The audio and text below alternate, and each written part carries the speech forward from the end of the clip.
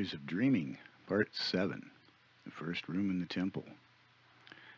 In my Father's house are many mansions, words of the world-famous Jesus Christ. In each room resides an archetype. In Kabalistic literature, it is mapped as the tree of life glyph known as the sephirot. In Yogic texts, these are the chakras. Not just mystical rooms in your mind, but actual centers of consciousness located along or near the physical spine. Ganglia nerve centers generate real electromagnetic, radio, and light frequencies just like a real robot. Think of them as little psychic holodecks or movie theaters, Akashic libraries, if you will.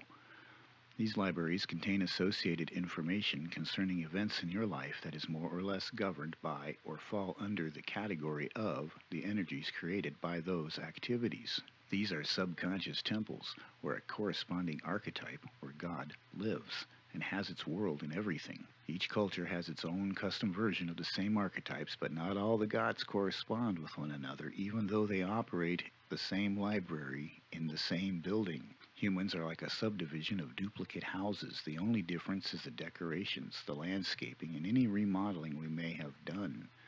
Life is not an HOA unless you go to church. The first shrine in the Temple of God is located at the Muladhara chakra, just one of the 7 primary chakras. These are centers of archetypal consciousness.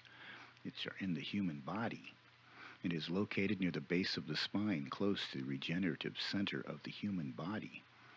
The electromagnetic and sound frequencies, radio waves, and light energies generated by the body in this area are associated with the elements of the earth associated with nurturing and or protection.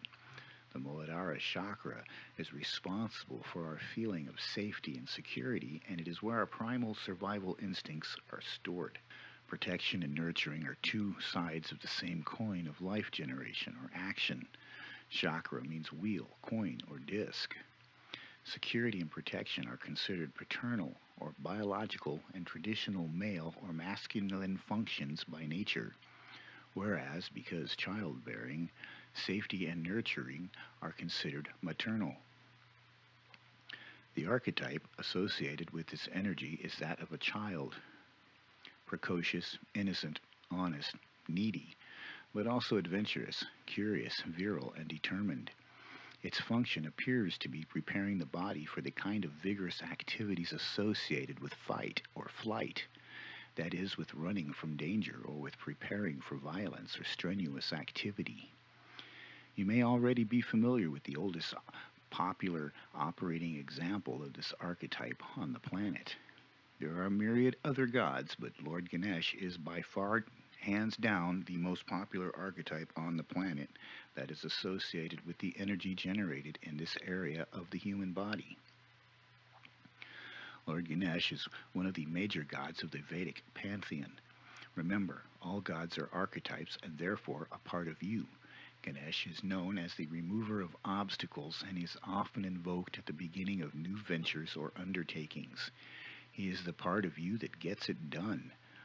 There is a plenty of information available on this deity and others that you may feel drawn to use in your quest for self-knowledge. This is being written in 2022. Religion and spirituality are changing quickly. Advancements in technology and science add new data to the program, and the images of the archetypes evolve as we evolve and adapt.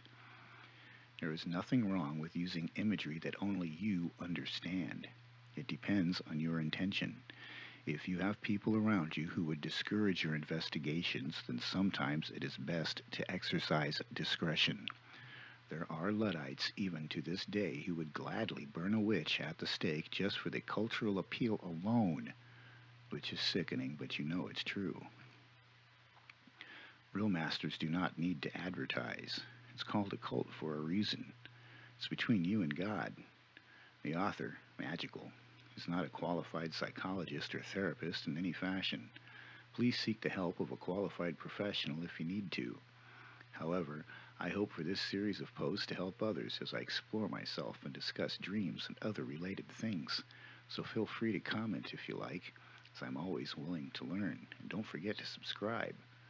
Tell your friends. Love, Magical.